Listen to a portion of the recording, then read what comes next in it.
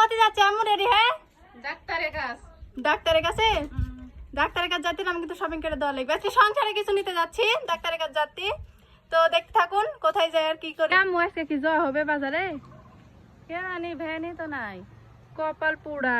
আপনাদের ভাইয়া ভ্যান ঠিক করতে গেছে, কিন্তু ভ্যান এখনো নিয়ে আসতে পারিনি। ভাই বের হয়েছে আমাদের বিয়ের মাইকও পিক আপ করতে নিয়ে আসছে। আপনাদের ভাই আমাকে নিয়ে যাবে না আম্মু?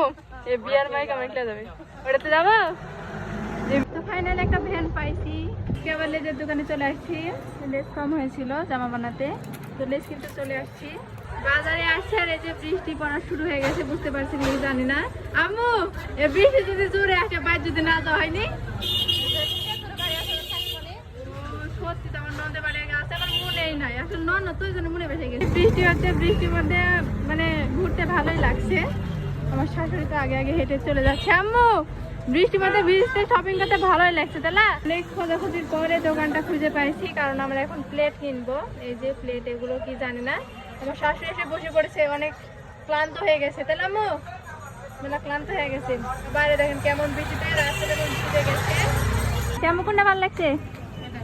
এটা এটা চুজ করলেন? তা আপনার কেমন লাগছে দেখি?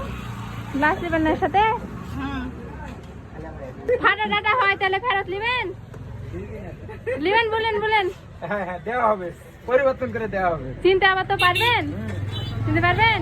আপনারা কিন্তু সাক্ষী রাখলেন, প্লেট নিছি বলছে ফাটা থাকলে ফেরত দিবে। আচ্ছা তবে তুমি 24 আওয়ার্স এর মধ্যে আসো, 24 ঘন্টার মধ্যে আসো। আচ্ছা আমার কালকে সকালে পেয়ে যাবেন যদি ফাটা হয়। আজকে বাইরে চেক করবো।